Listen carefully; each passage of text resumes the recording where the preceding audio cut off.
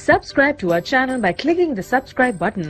Click the bell button and enjoy the latest uploads from our channel. آپ سلسلہ چشتیہ کے جتنے مشائخ کو آپ دیکھیں گے ہندوستان آئے ہیں، ان کے ذکر ہی مشہور ہیں۔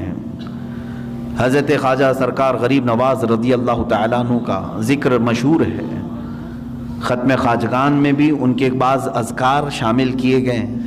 خواجہ قطب الدین بختیار کاکی رحمۃ اللہ علیہ، حضرت بابا فرید الدین گنج شکر رحمۃ اللہ علیہ، صابر علاء الدین کلیری رحمۃ اللہ تعالیٰ علیہ، ان کا حال تو یہ ہے کہ قبر میں گئے خود سے بنی بنائی ہوئی اور بند کروایا اور 9 سال تک ذکر الہی میں مشغول رہے، باہر کسی نے ان کو دیکھا نہیں۔ یہ وہ لوگ تھے جن کے اوپر فنا کی کیفیت طاری ہو جاتی، وجدانی کیفیت طاری ہوتی۔ بعض لوگ ہم سے یہ سوال کرتے ہیں کیسے یہ رہ سکتے ہیں 9 سال 10 سال 8 سال 11 سال، جو بزرگوں کے متعلق یہ روایات ملتی ہیں۔ میرے عزیزو، عقل یہاں آ کر کے رک جاتی ہے اور سمجھ نہیں پاتی، کیونکہ انسان کی اپنی ضروریات بھی ہوتی ہیں۔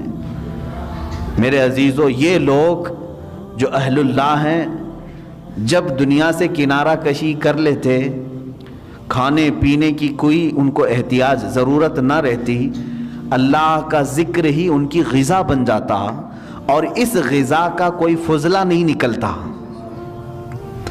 ہم کو جو حاجتیں ہوتی ہیں پیشاب پخانے وغیرہ کی، تو ہم تو جسمانی غذا کھا رہے ہیں، تو پھر اس کا کچرا بھی نکلنا ہے، لیکن جس کی غذا ہی اللہ کا ذکر ہے، اس کا کچرا کہاں سے آئے؟ تو ان اولیاء کاملین کو کبھی ان چیزوں کی حاجت ہی نہیں ہوئی جو وہ مجاہدے کے دوران زندگی گزارتے تھے۔ ایسا نہیں ہے کہ پوری زندگی بھر انہیں کبھی ضروریات نہیں ہوتی تھی، لیکن جب وہ اللہ رب العزت کے ذکر میں محو ہو جاتے تھے تو دنیاوی بہت ساری چیزوں سے اللہ تعالیٰ انہیں محفوظ کر لیتا تھا۔